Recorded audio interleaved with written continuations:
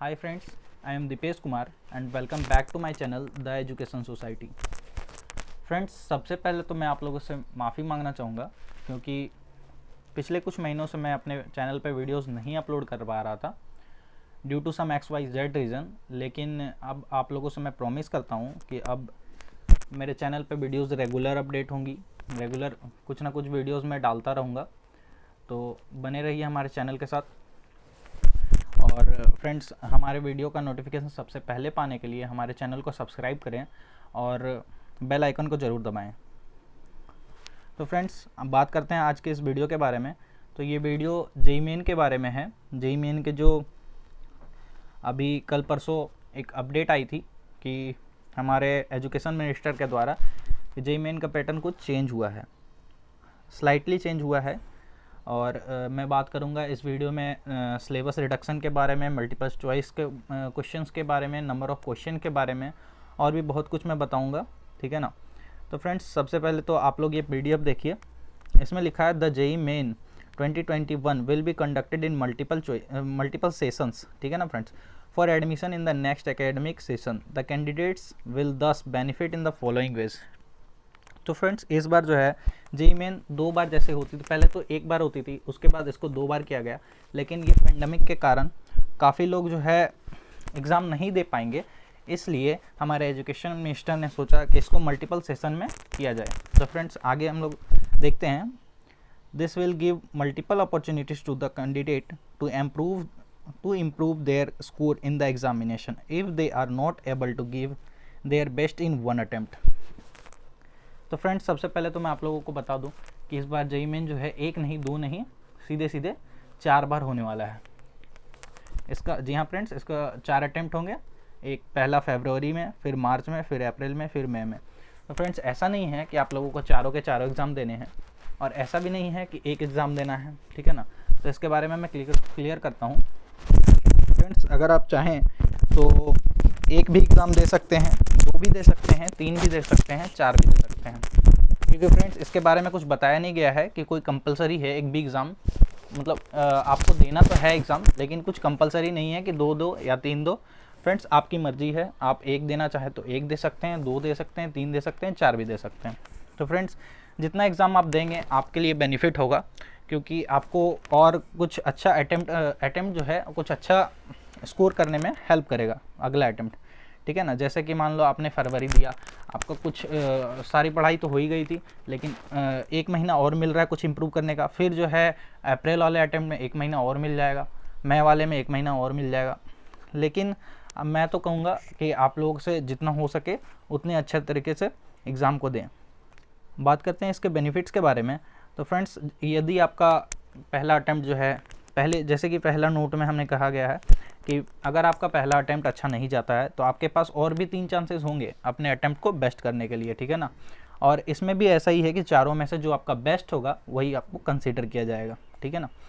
अब आते हैं दूसरे नोट के बारे में। In first attempt the student will get a first hand experience of taking an examination and will know their mistakes which they can improve by attempting for the next time. तो friends, इसका आपको बहुत एक अच्छा opportunity है कि ये एक आपके लिए मॉक टेस्ट भी हो जाएगा। क्योंकि यदि आप पहला एग्ज़ाम देते हैं, वो अच्छा ख़राब चला जाता है या कुछ भी हो, तो आपके पास एक एक्सपीरियंस तो होगा फ्रेंड्स कि एग्ज़ाम कैसे दिया जाता है ऑनलाइन बेस में। बहुत से लोगों को ऑनलाइन एग्ज़ाम देना नहीं आता है, तो इसके हेल्प से आपको एक एक्सपीरियंस मिलेगा कि कैसे एग्ज़ाम को देना है, क्या क्या मेरी मिस्टेक्स हुई थी पिछले एग्ज़ाम में, तो अगले एग्ज़ाम में आप उसको अच्छे तरीके से और कर पाएँ। आते हैं थर्ड नोट्स के बारे में। This will reduce the change of dropping a year and droppers will not have to waste a full year. Friends, जैसे कि होता था कि एक अटैम्प्ट हमने दिया, जेईई ख़त्म हो गया, ठीक है, और उसमें कुछ मिस्टेक्स हुई, उसको तो हमें पता नहीं था, लेकिन अब अगला अटैम्प्ट लेने के लिए लोगों को 1 ईयर रुकना पड़ता था, 1 साल, पूरा 1 साल फिर से वही चीज़ पढ़ाई करके फिर वही एग्ज़ाम देना पड़ता था। तो इस बार वो उसके चांसेस कम हो गए हैं, क्योंकि 4 अटैम्प्ट है। यदि आपका एक अटैम्प्ट अच्छा नहीं जाता है तो आप और भी अच्छे तरीके से मेहनत करके अगले अटैम्प्ट को दे सकते हैं। तो फ्रेंड्स, बात करते हैं इसके चौथे नोट के बारे में। If anyone missed the examination due to some reason beyond control such a board examination, then he or she will not have to wait for 1 full year. Friends ऐसा भी होता है कि किसी के बोर्ड्स के एग्ज़ाम हो जाते हैं, उसके कारण वो जेई नहीं दे पाते। तो ऐसा अगर हुआ, कोई एक एग्ज़ाम छूटा लेकिन आपके पास तो और भी 3 अटैम्प्ट है, आप उसको भी ले सकते हैं। तो फ्रेंड्स ये एक आपके लिए बेनिफिट है। A candidate need not appear in all the 4 session, जैसे मैंने कहा था। However, if candidate appear in more than one session, then her best of the 2021 NTA score will be considered for preparation of merit list। जैसा कि मैंने कहा था friends, आपको अगर आपने चारों अटैम्प्ट दिए हैं तो आपका जो भी बेस्ट है उन चारों में से वो आपका कंसिडर किया जाएगा।